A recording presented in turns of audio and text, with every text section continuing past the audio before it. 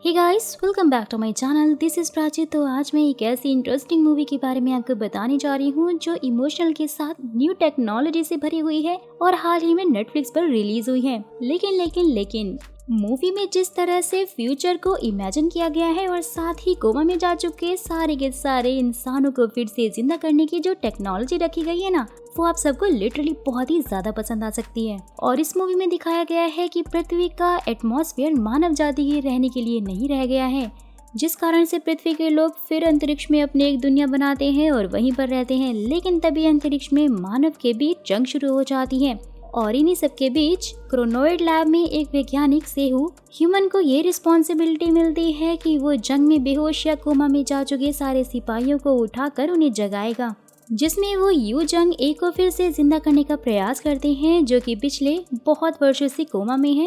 लेकिन उसका ये एक्सपेरिमेंट वैसा नहीं होता जैसा कि वो करना चाहते हैं और इसलिए काफी ज्यादा निराश हो जाते हैं और अपनी इसी एक्सपेरिमेंट को सफल बनाने के लिए वो कुछ दूसरे लोगों को ढूंढते हैं।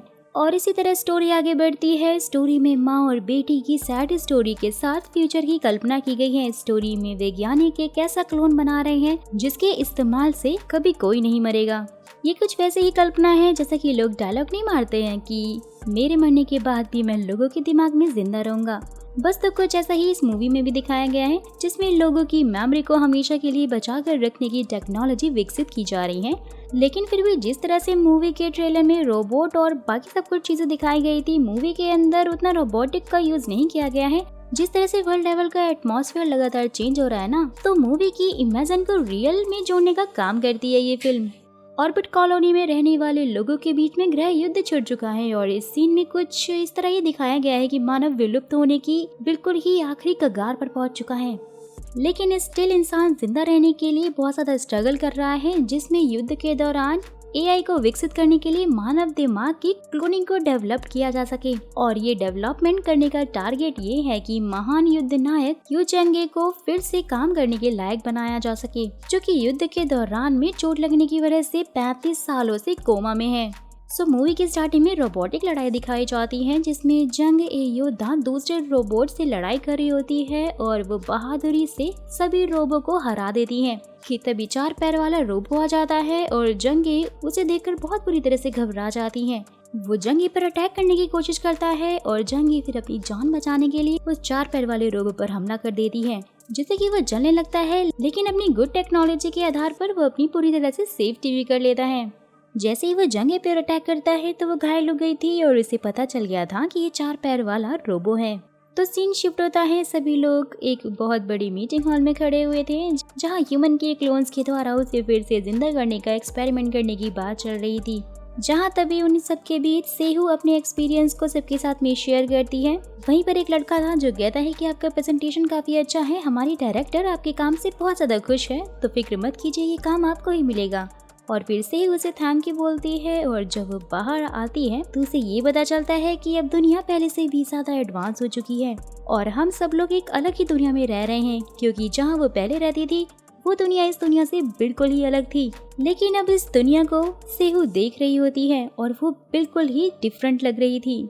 जहाँ वो अपनी माँ को याद करती है जो उसके इलाज के खर्च के लिए एक युद्ध में शामिल हुई थी और उसी युद्ध में वो मारी भी गई थी, क्योंकि सेहू को बचपन से ही एक सीरियस बीमारी थी और इसलिए उसकी माँ ने क्रोनाइड लैब के साथ में एक समझौता किया था, जिसमें उसने अपने शरीर और अपने दिमाग को इस लैब के नाम कर दिया था, जिस कारण से उसके मरने के बाद भी उसके दिमाग का यूज रोबोट के रूप में किया जा रहा है और इसलिए उसकी माँ आज भी जिंदा है, क्योंकि उसका माँ का शरीर मरा है लेकिन उसका दिमाग अभी भी एक्टिव है, जो कि आज भी अपनी बेटी की तलाश कर रहा है। और उसकी बेटी सेहू अपनी माँ से मन ही मन में पूछती है कि मेरी गलती क्या थी जो आप मुझे छोड़कर चली गई।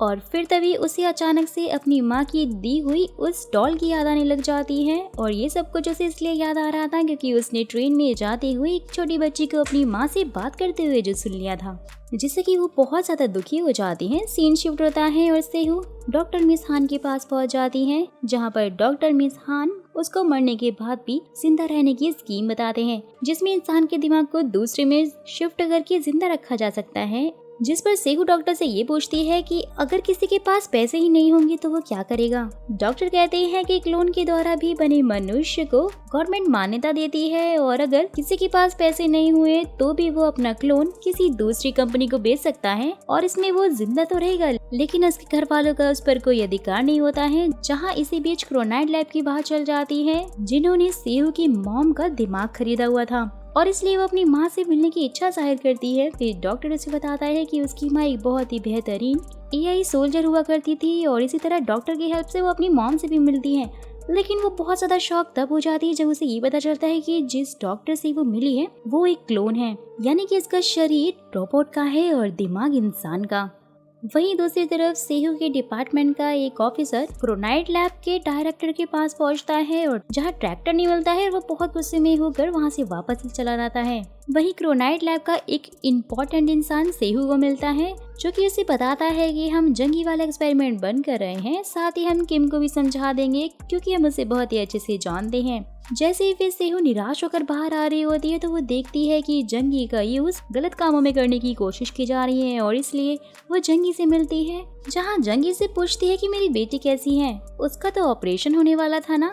और फिर सामने खड़ी सेहू बताती है कि उसकी बेटी का ऑपरेशन हो गया है और इस समय वो बिल्कुल ठीक है।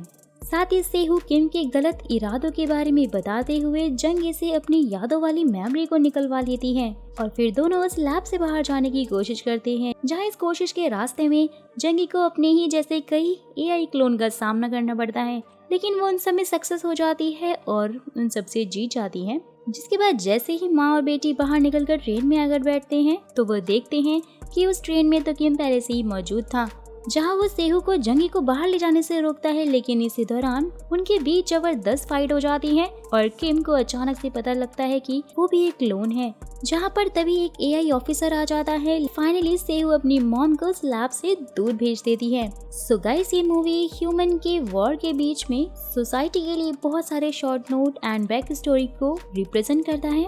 वहीं इस मूवी का प्लॉट अपने आप में बहुत ज्यादा बेस्ट है, क्योंकि अगर रिजल्ट के तौर पर देखा जाए तो पूरी मूवी एआई के ही आसपास घूमती है लैब में और एक दिल दहला देने वाली माँ बेटे के रिश्ते पर इमोशनल कहानी को दर्शाती है। और सच कहूँ तो सेहू और जंगी के एंड्रॉइड क्लोन के बीच जो भी बातचीत इस मूवी में हुई है वो इस मूवी के स्ट्रॉन्ग दिल की धड़कन है, जो कि एक हाई टेक और हाई स्टेक चैम्बर ड्रामा की तरह ही खेल रही है। सो गाइस, मुझे तो ये मूवी बहुत पसंद आई, तो अगर आपको भी पसंद आई तो मुझे कमेंट बॉक्स में कमेंट करके जरूर बताना। साथ ही आपको इस मूवी का प्लॉट कैसा लगा और इसकी स्टोरी लाइन आपके दिल को छुई या नहीं, ये भी मुझे कमेंट करके आप बता सकते हैं।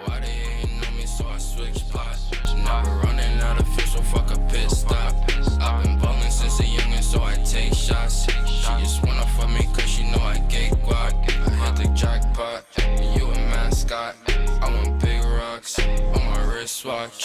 I know why they ain't know me, so I switch plots.